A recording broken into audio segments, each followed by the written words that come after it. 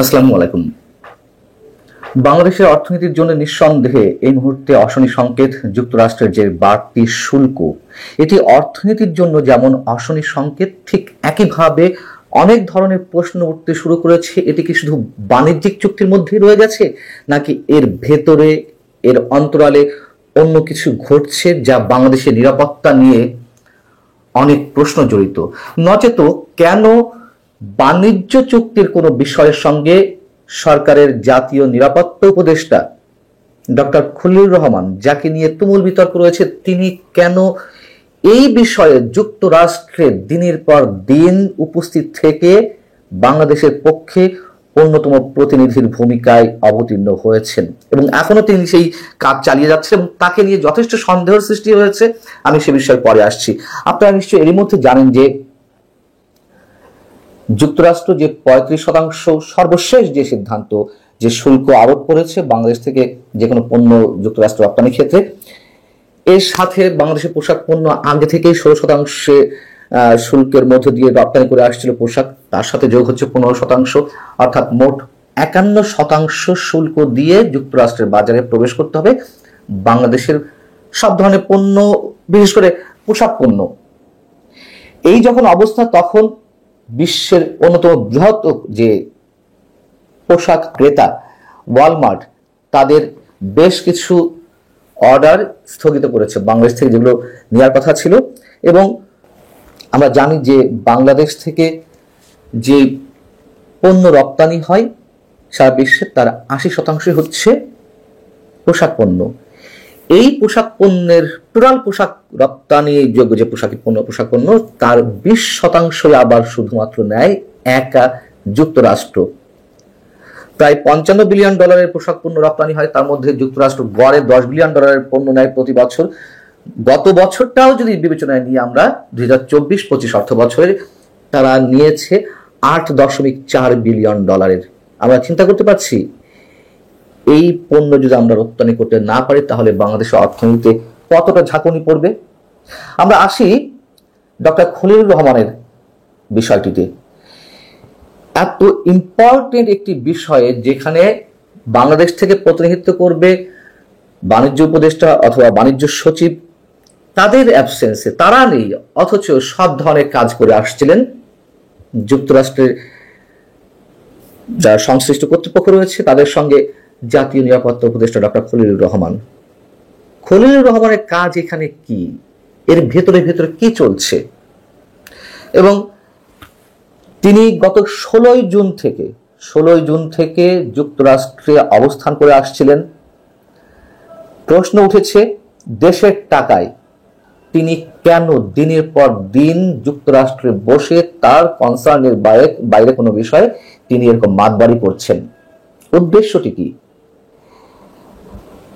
প্রশ্ন উঠেছে, মার্কিন সরকারের সাথে বাংলাদেশের নিরাপত্তা কোনো বিষয় গোপন চুক্তির পায়তারা তিনি করছিলেন কিনা? রাখাইনে কথিত মানবিক করিডোর দেওয়া নিয়ে যে একটি আলোচনা রয়েছে, সে বিষয়েই তিনি এই শুল্ক আরোপ সংক্রান্ত আলোচনার মধ্যে নিয়ে আসছেন কিনা? যে চুক্তির কারণে চীনের সাথে বাংলাদেশের সম্পর্ক এরই মধ্যে টালমাটাল হতে শুরু করেছে। আমি চীন প্রসঙ্গে পরে আসছি। আরো প্রশ্ন আসছে, তিনি কি তাহলে সত্যি সত্যি মার্কিন আস্থাভাজন এজেন্ট? যদি তিনি পোশাক পণ্য রপ্তানি বিষয় বা শুল্ক আরোপের বিষয় প্রতিহিত করেন, তার মানে তিনি মার্কিন আস্থাভাজন এজেন্ট হিসেবে বাংলাদেশের পক্ষে কাজ করছেন। অথবা এই শুল্ক আরোপকে কেন্দ্র করে বিনিময়ে যুক্তরাষ্ট্র এমন কিছু চাইছে যেটি ডক্টর খলিলুর রহমান হয়তো অন্যভাবে বোঝানোর চেষ্টা করছেন, যে না, শুল্ক আরোপের সঙ্গে বিষয়টি আনার দরকার নেই, আমরা অন্যভাবে এটা ডিল করতে পারি। আমরা জানি না, এই ধরনের নানান ধরনের গুঞ্জন উঠছে। ডক্টর খলিলুর রহমান যুক্তরাষ্ট্রে গেছেন যতটুকু আমরা জানি 16 জুন। সেখান থেকে 27, 28, 29 জুন তার চীনে যাওয়ার কথা ছিল, চীনের সাংহাই কর্পোরেশন অর্গানাইজেশনের একটি সম্মেলনে, এবং তার সঙ্গে প্রধান উপদেষ্টা মুখ্য সচিব মোহাম্মদ সিরাজউদ্দিন মিয়ার যাওয়ারও কথা ছিল। কিন্তু 27, 28, 29 জুন এই সফর বাতিল করা হয়। তিনি বাতিল করেছেন নাকি অন্যভাবে কিছু হয়েছে সেটিও একটি প্রশ্ন। তার কারণ যতটুকু জানা গেছে, যেমন ইনকলাব লিখছে, যেটি বিশ্বস্ত সূত্রে তারা জানতে পেরেছে যে তার চীন সফর বাতিল করা হয়েছে, চীন তাকে ভিসা দেয়নি এই কারণে, বা ভিসা বাতিল করেছে। ডক্টর খলিলুর রহমান যখন যুক্তরাষ্ট্রে যান গত 16 জুন, তখন সরকারি আদেশে স্পষ্টভাবে প্রধান উপদেষ্টা দপ্তর থেকে যা জারি করা ছিল, সেই জারি করা আদেশ অনুযায়ী সফরের যাবতীয় ব্যয়ভার বহন করবে সরকারের দপ্তর এবং এটি সরকারি দায়িত্ব হিসেবে গণ্য করা হবে, এই কথা লেখা আছে। আদেশে আরো বলা হয়েছে সফরের নির্ধারিত সময়সীমা অতিক্রম করা যাবে না এবং সংশ্লিষ্ট প্রশাসনিক প্রোটোকল অনুসরণ করতে হবে। এই সংক্রান্ত চিঠি বিদেশের বিভিন্ন কূটনৈতিক মিশনগুলোতে পাঠানো হয়েছে। যদি তাই হয় যে নির্ধারিত সময়ের অতিরিক্ত কোনো সময় নেওয়া যাবে না, অর্থাৎ তাহলে 27, 28, 29 জুনের আগেই তাকে যুক্তরাষ্ট্র সফর লিভ করার কথা ছিল, চীনে যাওয়ার কথা ছিল। চীন হিসাব করলেও চীন পর্যন্ত 29 জুনের উপরে তার বিদেশে অবস্থান করার কথা নয়। কিন্তু যতদূর জানি যে এই নিয়ে যখন তুমুল সমালোচনা গুঞ্জন শুরু হলো, তখন তিনি মাত্র 2-4 দিন আগে সম্ভবত দেশে ফিরে এসেছেন, বা 5-7 দিন আগে। দেশে ফিরে এসেও তিনি যথারীতি ভার্চুয়ালি যুক্তরাষ্ট্রের সঙ্গে বাংলাদেশের প্রতিনিধি হিসেবে বাণিজ্য উপদেষ্টা যখন বৈঠক করছেন, সেই বৈঠকেও তিনি প্রতিনিধিত্ব করেছেন। এবং ডক্টর খলিলুর রহমান কেন চীনে গেলেন না এই বিষয়ে ধামাচাপা দেওয়ার জন্য সরকারের প্রধান উপদেষ্টার উপপ্রেস সচিব আবুল কালাম মজুমদার তিনি গণমাধ্যমকে জানিয়েছেন যে যুক্তরাষ্ট্রের সঙ্গে শুল্ক চুক্তি চূড়ান্ত করতে আলোচনা করছেন প্রধান উপদেষ্টা, জাতীয় নিরাপত্তা উপদেষ্টা ডক্টর খলিলুর রহমান। কেন চীন গেলেন না, এটা আবার ধামাচাপা দেওয়ার জন্য এই কথা বললেন। সেখানে তো আরো প্রশ্ন, যেটি প্রথমে তুললাম, যে এই বিষয়ে কেন ডক্টর খলিলুর রহমান। এবং এই বিষয়ে যখন গণমাধ্যমের পক্ষ থেকে পররাষ্ট্র মন্ত্রণালয়ের সঙ্গে যোগাযোগ করা হয়েছিল কোনো কর্মকর্তার সঙ্গে, তখন তারা বলেছেন যে আমরা বিষয়টি নিয়ে কোনো মন্তব্য করতে চাই না।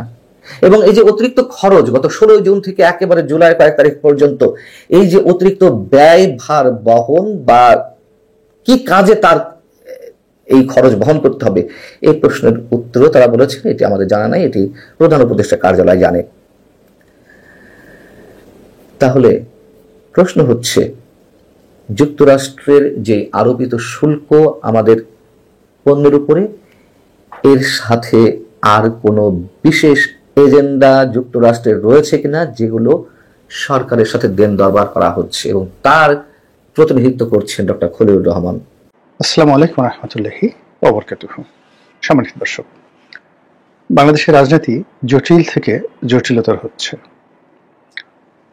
নির্বাচন নিয়ে যে স্বপ্ন, যে আশা বিএনপি এবং অন্যান্য যারা দেখছিলেন, তাদের সেই স্বপ্ন ক্রমশ দুঃস্বপ্নে পরিণত হয়ে যাচ্ছে।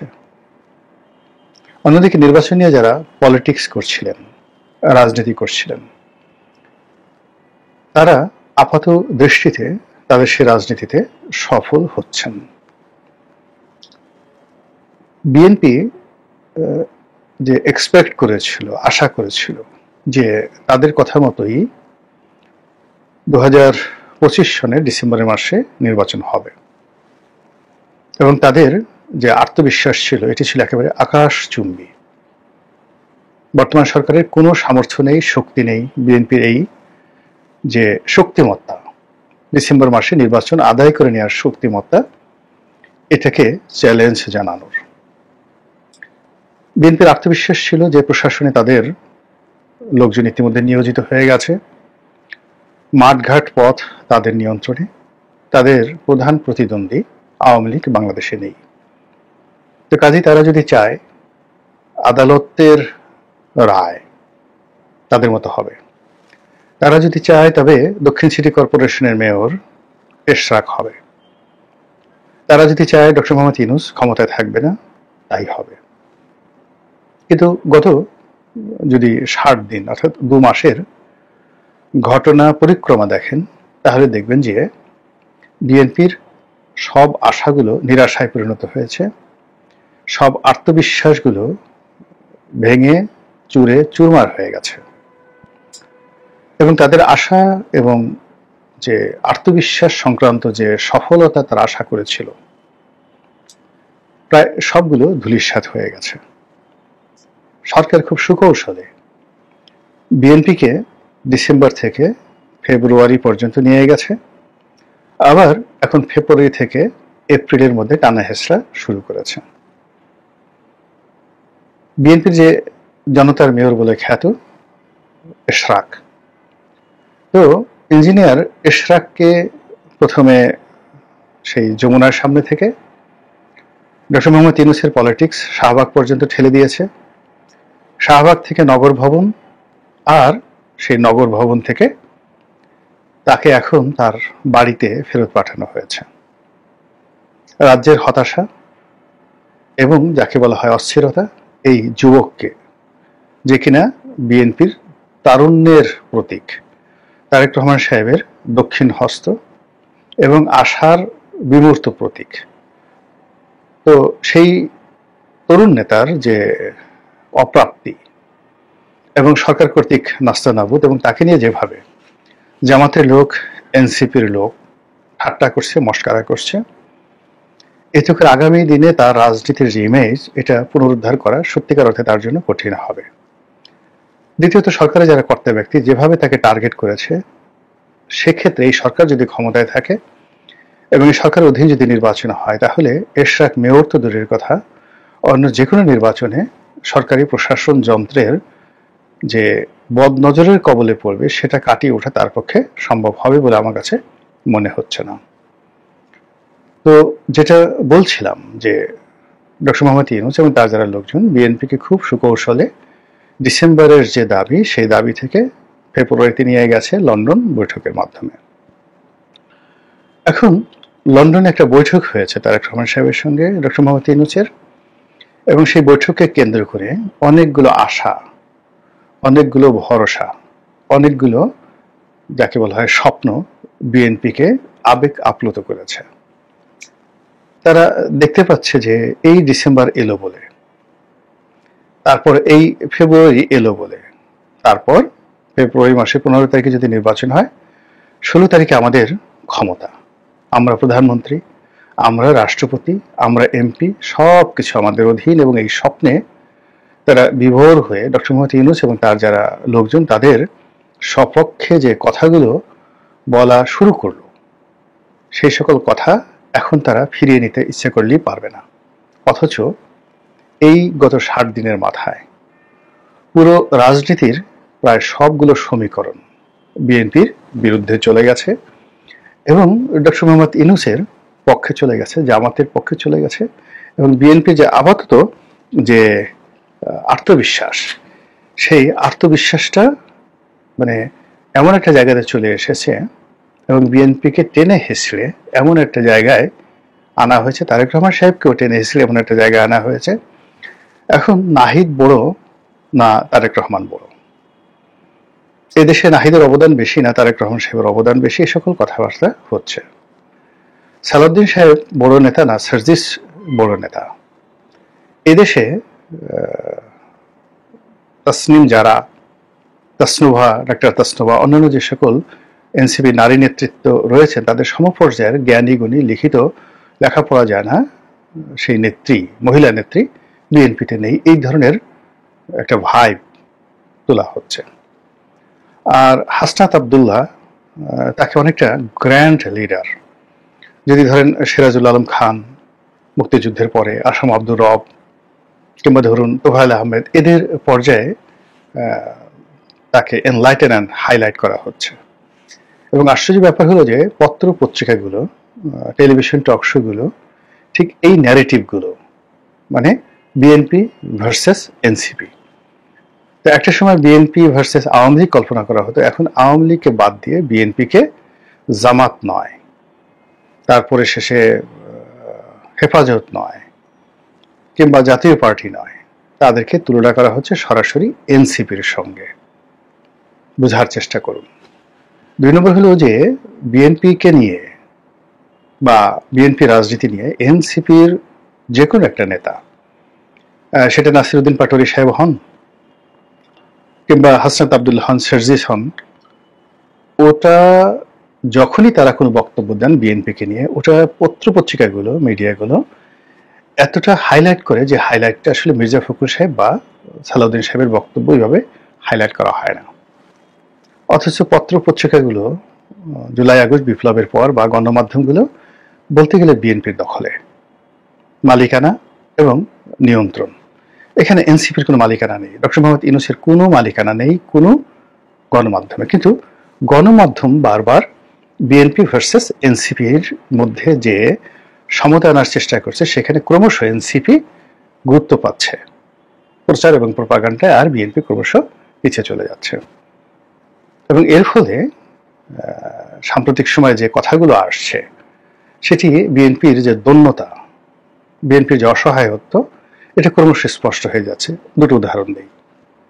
প্রথম উদাহরণ হলো যে এনসিপি নিবন্ধনের জন্য তাদের নির্বাচনী প্রতীক হিসেবে শাপলাকে চেয়েছে। শাপলা আমাদের জাতীয় ফুল। আমাদের দুটো যাকে বলা হয় এখানে শাপলা সংক্রান্ত বিষয় রয়েছে। একটা হলো শাপলা জাতীয় ফুল, আর অন্যটা হলো আমাদের একটা রাষ্ট্রীয় প্রতীক রয়েছে। শাপলা, তারপরে ধানের শীষ দিয়ে ওই যে টাকার পিছনে বা প্রধানমন্ত্রী মনোগ্রামে এই জিনিসগুলো থাকে, শাপলা সহ মানে ধানের শীষের যে প্রতীক এটা থাকে, এটা হলো রাষ্ট্রীয় প্রতীক। আর শাপলা যেটা যে ফুল, এটা আমাদের জাতীয় ফুল, যেমন রয়্যাল বেঙ্গল টাইগার। এখন রয়্যাল বেঙ্গল টাইগার আমাদের জাতীয় পশু, ইলিশ আমাদের জাতীয় মাছ।